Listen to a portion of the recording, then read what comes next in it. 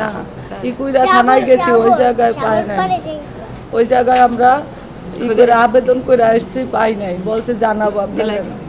পরে আলা ওই যে সাভার ওই জায়গায়, ওটা আশুরিয়া, ওই থানার থেকে ফোন দিছে যে বলছে আপনার কি লাগে, আপনার নাম কি? আমি আমার নাম বলছি, আমার নাম মাকসুদা।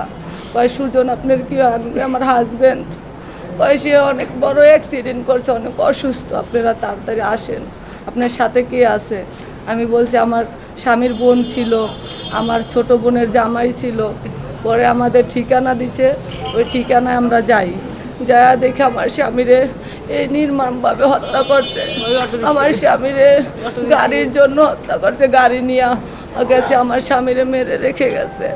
আমার সংসার চালানোর মতন কেউ নয়, আমার শ্বশুর অসুস্থ, আমার স্বামী একাই ইনকাম ছিল, ওই ইনকাম দিয়ে আমরা